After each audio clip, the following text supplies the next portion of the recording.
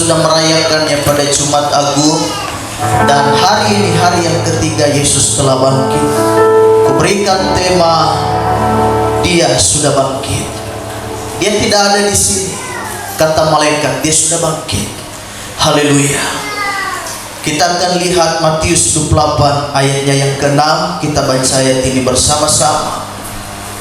Matius 28 ayatnya yang ke-6. Kita akan baca ayat ini secara bersama-sama.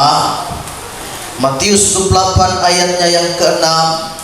Dalam hitungannya yang ketiga, yang sudah dapat katakan amin. Amin. Mari kita bangkit berdiri sekali lagi menghormati firman Tuhan dengan perikop kebangkitan Yesus. Matius 28 ayat 6, 2, 3 mulai. Ia tidak ada di sini, sebab Ia telah bangkit, sama seperti yang telah dikatakannya. Mari, lihatlah tempat Ia berbaring. Puji Tuhan. Tuhan Yesus memberkati. Jadi kita lihat di sini, ini luar biasa, saudara. Kita sering pergi, apalagi hari-hari besar menjelang Natal, Tahun Baru, kita lihat selalu keluarga pergi berziarah ke kuburan untuk membersihkan kuburan. Entah itu famili, keluarga ada yang meninggal. Dan saudaraku, kalau kita melihat setiap pusara pada kuburan orang, maka di situ akan bertuliskan saudara yang terkasih nama ini, tanggal lahirnya sekian, tanggal matinya sekian, dan ayat Alkitab ada tertera juga di situ. Tapi kalau kita pergi ke kuburan Yesus, nggak ada apapun kita jumpai di sana, karena memang kosong. Tidak ada pusara bertuliskan almarhum Yesus Kristus, nggak ada. Tidak ada bertuliskan di sana. Yang ada adalah Dia tidak ada di sini, sebab Dia sudah bangkit. Jadi kebangkitan yang mengubahkan hidup saya dan saudara. Jadi lain dengan kuburan Yesus, kita menjumpai kosong luar biasa. Kita hanya lihat kuburan itu kosong melompong, karena Yesus Kristus tidak ada di sana. Jadi inilah berita yang terbaik, inilah kabar sukacita, inilah satu berita yang terbaik yang disampaikan malaikat dalam Matius 28 ayat 6 tadi. Ia tidak ada di sini, sebab Ia telah bangkit, sama seperti yang pernah Ia katakan. Mari coba lihatlah kuburannya, tempat di mana Dia terbaring, gak ada. Jadi hari ini kita menang, hari ini kita terima sukacita surga. Kebangkitannya memberikan arti yang luar biasa, sangat besar bagi kehidupan kekristenan kita. Jika Kristus tidak dibangkitkan, maka yang pertama, sia-sialah pengorbanan kita. Itu yang pertama. 1 Korintus 15 ayatnya yang ke-20. Saya akan bacakan ayat ini. 1 Korintus 15 ayat 20. Tetapi yang benar ialah bahwa Kristus telah bangkit dari antara orang mati, sebagai yang sulung dari orang-orang yang telah meninggal. Kristus yang sulung, Dia yang paling sulung, Dia yang paling utama, Dia yang paling pertama. Soal ada manusia kemudian bangkit dari kematian karena didoakan atau karena dia terima mujizat, itu masalah lain. Tetapi firman Allah berkata Yesus adalah yang paling utama, Yesus adalah yang paling pertama bangkit dari kematian. Filipi pasal 3 ayatnya yang ke-10, firman Allah juga berkata, yang ku kehendaki ialah mengenal Dia dan kuasa kebangkitannya dan persekutuan dalam penderitaannya, di mana aku menjadi serupa dengan Dia dalam kematiannya. Karena Yesus telah bangkit, penderitaan orang percaya bukan akhir dari kehidupan, tetapi itu adalah bagian dari perjalanan menuju kehidupan yang kekal. Itu adalah perjalanan menuju kepada kemuliaan Allah. Pengorbanan, penderitaan setiap orang-orang percaya tidak sia-sia. Kalau Kristus tidak dibangkitkan, sia-sia pengorbanan kita. Sudah capek-capek cari Tuhan di bumi, kita sudah ibadah, pagi-pagi sudah siapkan diri melayani. Kadang waktu kita pakai untuk hanya melayani Tuhan. Waktu istirahat kita kesampingkan. Waktu bertamasya kita bersama keluarga kita kesampingkan dulu. Karena anak dia berkata kepada mama maupun kepada bapak dan mama selalu melayani Tuhan terus. Kapan ada waktu buat kami jalan-jalan ke Tanjung yuk? Bapak pelayanan terus, mama pimpin pujian terus. Kapan ada waktu untuk kami? Ini kan hari libur, jalan-jalan kerajaan pakai. Maka bapak dan mama berkata, sabar nak, ini hari kudus, kita mau melayani Tuhan. Tapi jika Kristus tidak dibangkitkan, saya lebih pilih pergi jalan-jalan kerajaan Pak. Tetapi karena Kristus bangkit, semua rute perjalanan hari liburan kita cancel semua, kita batal. Kita bilang hari ini aku mau melayani Tuhan. Rencana-rencana kita mau pergi jalan-jalan entah kemana, kita bilang nah sabar nak, kita batal dulu ya, kita nanti cari hari yang lain sajalah. Hari ini adalah hari kudus, hari istimewa, hari luar biasa karena Kristus telah bangkit. Bagi saya dan saudara, jika Kristus tidak dibangkitkan, sia-sia pemimpin pujian dia memuji Tuhan, sia-sia majelis kita dia memainkan alat musik, sia-sia semua backup singer termasuk aku yang khotbah. Jika Kristus tidak dibangkitkan, aku mau berhenti aja jadi pendeta, biar aku mau jadi pedagang bakso sajalah, jalan keliling sepanjang jalan kompleks Jalan Baru, pegang baskom dan sendok toki, teng teng teng teng teng teng teng, bakso bakso bakso.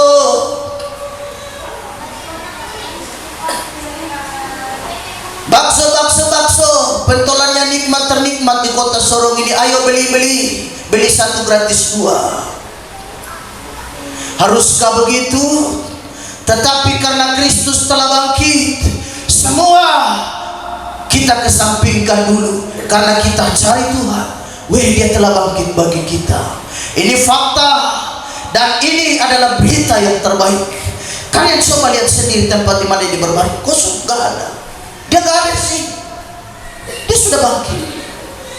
Murid-murid mau pergi melayang, mau pergi menjenguk kuburan Yesus, dia gak ada di sana. Dia sudah bangkit, sudah. Roma 8 ayatnya yang ke-18, firman Allah berkata, sebab aku yakin bahwa penderitaan zaman sekarang ini tidak dapat dibandingkan dengan kemuliaan yang akan dinyatakan kepada kita. Ini luar biasa. Kita menderita, tetapi ada kemuliaan di balik penderitaan. Kita kok kenapa capek-capek, kita repot-repot melayani Tuhan. Kita kadang luar biasa, kita melayani Tuhan begitu rupa karena kita tahu dia hidup dan dia telah ke sorga menyediakan tempat bagimu dan bagiku. Jadi pengharapan ini ada. Paulus punya pengharapan ini. Dia tahu dia luar biasa menghadapi tantangan, hampir mati, persoalan dan masalah yang dihadapi dari orang-orang yang tidak suka dengan Injil Yesus Kristus yang ia beritakan. Ini seorang pembunuh, seorang penganiaya. Kok bisa dia berubah dan terima Tuhan? Karena dia tahu Yesus hidup. Dia percaya Yesus hidup. Ini sama seperti seorang olahragawan, seorang atlet yang dia berlatih begitu rupa. Dia menjaga pola makannya, dia menjaga semua dari semua istirahat yang cukup. Dia melatih dirinya begitu rupa karena dia tahu ada medali yang sudah tersedia. Dia pasti akan dapatkan medali. Karenanya dia berlatih begitu rupa. Kita sudah mendengar kesaksian dari majelis kita, luar biasa. Kita juga terheran-heran. Jadi kalau Allah sudah membukakan jalan di pertama di awal, maka sampai di akhir juga Tuhan pasti tahu. Tidak ada yang mustahil. Kita amini bersama. Kita ini melayani luar biasa.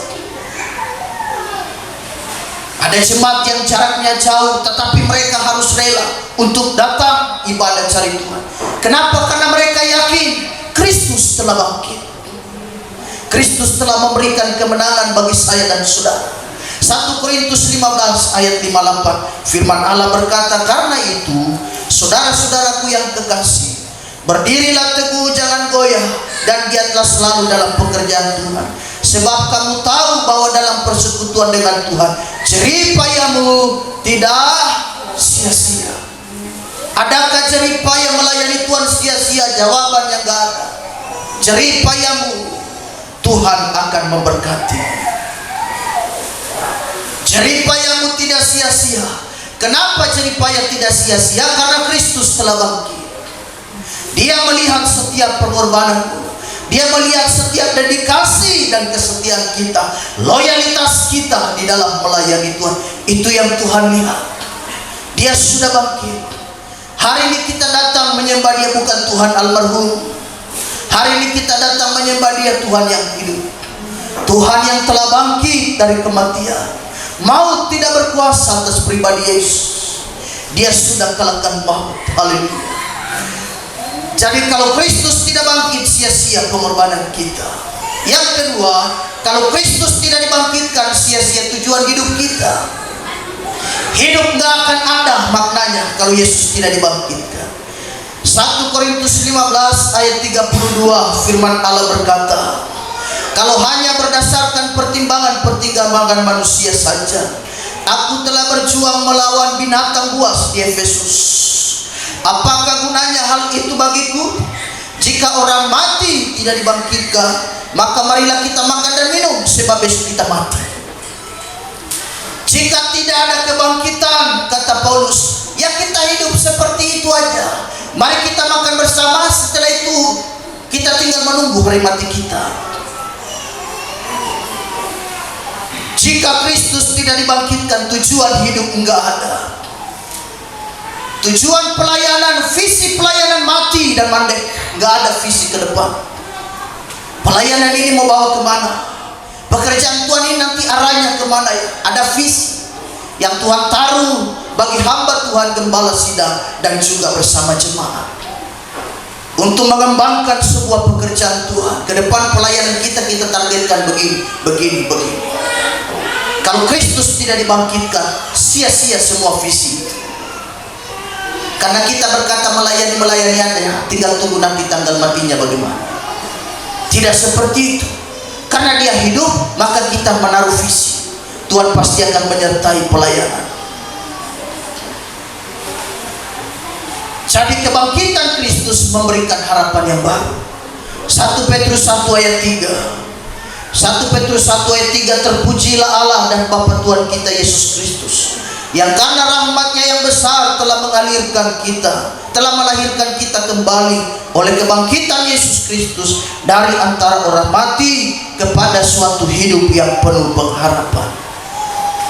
Satu lagi, Yohanes 11 ayat 25. Yohanes 11 ayat 25, jawab Yesus, akulah kebangkitan dan hidup. Barang siapa percaya kepadaku, ia akan hidup walaupun ia sudah mati. Jadi kebangkitan Yesus Kristus ini luar biasa. Kebangkitan Yesus mengubah cara hidup kita. Kita harus hidup begitu rupa melayani Tuhan, cari Tuhan, setia beribadah, karena Dia sudah hidup. Roma 6 ayatnya yang keempat, firman Allah berkata, Roma 6 ayatnya yang keempat,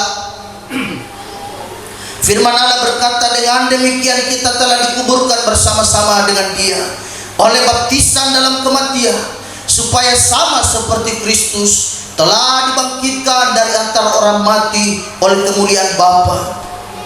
Demikian juga kita akan hidup dalam hidup yang baru. Inti daripada kebangkitan Kristus adalah pengharapan yang nyata. Kristus sudah bangkit.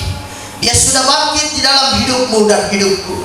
Dia sudah bangkit di tengah keluargamu. Dia sudah bangkit di tengah-tengah pelayanan kita dan pekerjaan Tuhan. Dia sudah bangkit di hati kita. Sehingga tadi hati yang susah, kini kita terima sukacita. Dia sudah bangkit, dia memberikan kemenangan bagi kita. Karena Kristus bangkit, ibadah makin bermakna, pelayan-pelayan makin setia.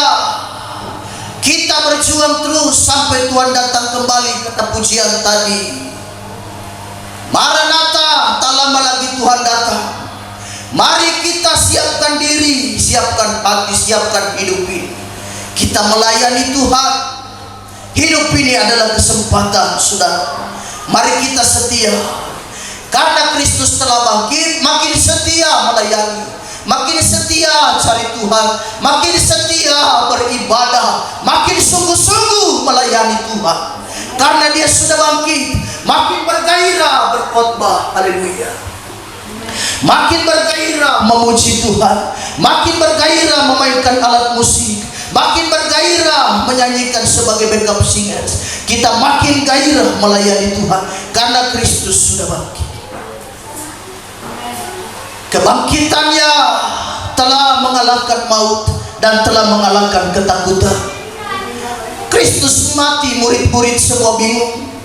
Kembali kepada profesi mereka semula. Yang nelayan kembali menangkap ikan.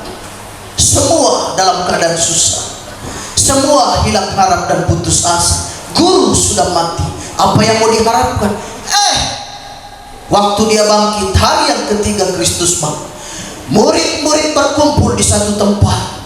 Kristus tiba-tiba masuk di dalam rumah itu dan berkata, "Salam sejahtera, damai bagimu."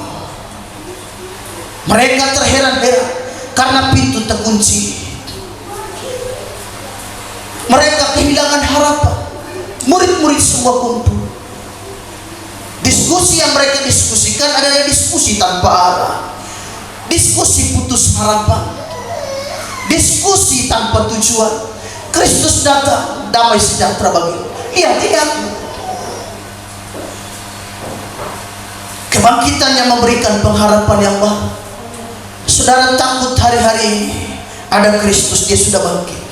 Dia memberikan kemenangan, dia memberikan keberanian bagi saya dan saudara.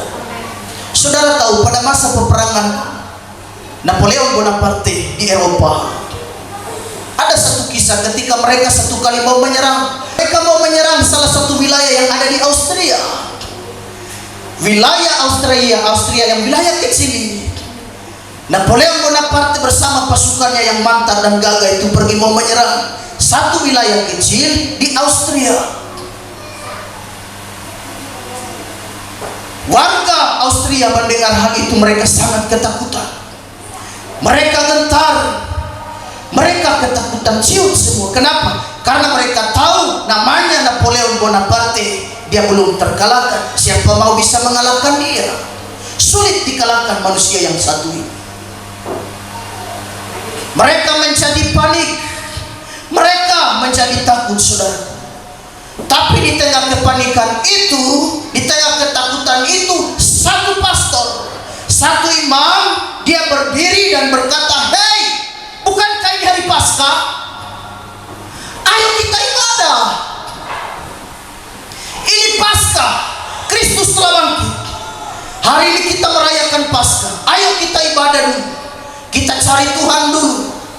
Selesai ibadah terserahlah, kita serahkan nasib kita sama Tuhan, entah mau bagaimana." Karena sudah mendengar wilayah Austria akan segera diserang oleh Napoleon Bonaparte dan pasukannya sudah mengarah makin dekat. Di tengah kepanikan, pastor sang imam ini berkata, "Ini Paskah, mari kita ibadah dulu." Wah, orang semua sudah takut, ini dia suruh ibadah lagi. Suasana Paskah pada waktu itu, sang pastor memerintahkan kepada warga, bunyikan lonceng. Bunyikan lonceng sekeras mungkin, karena kita akan ibadah. Lonceng dibunyikan, saudara. Masyarakat awalnya ragu. Masyarakat sekitar awalnya sangat ragu sekali. Mereka bilang, "Wah, bunyikan lonceng, bukankah itu menarik perhatian musuh?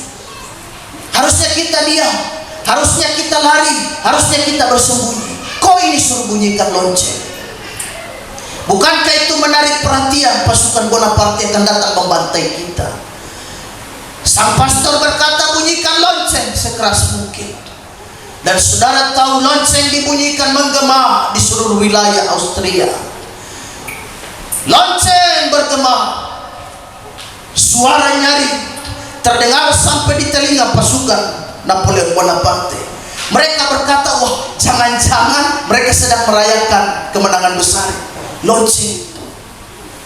Napoleon Bonaparte dan pasukannya berkata, jangan serang. Jangan-jangan suara ini pertanda mereka telah mendapatkan bala bantuan besar dan kita sudah terkepung.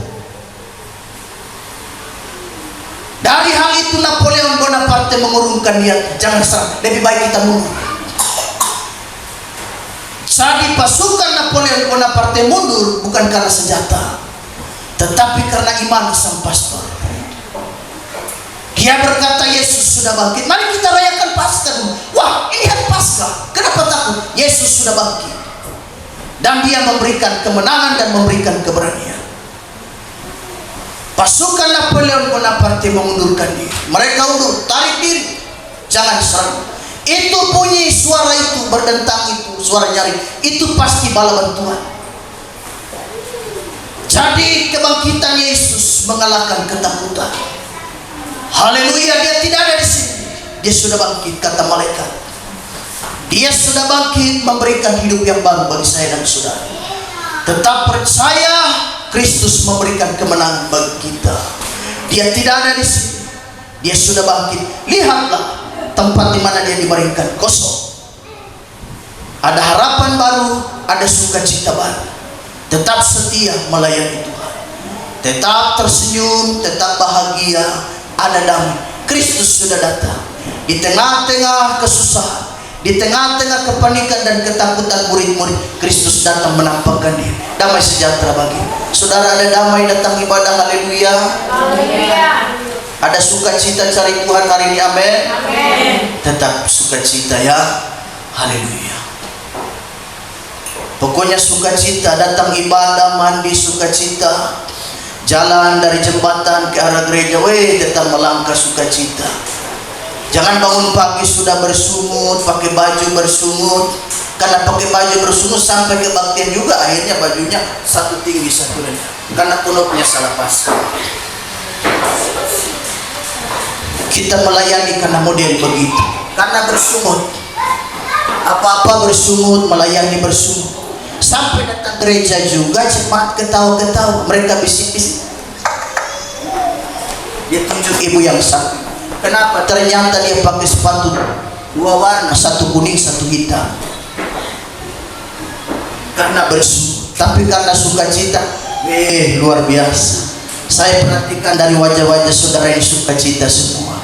Ada damai di hati semua. Hari ini luar biasa. Wajah saudara ini berbeda dari biasanya. Hari ini paling sukacita sekali. Ada apa sih saudara sukacita hari ini? Saudara diberkati Tuhan, haleluya. Tetap sukacita. Tuhan Yesus memberkati. Mari kita masuk dalam perjamuan Tuhan, haleluya.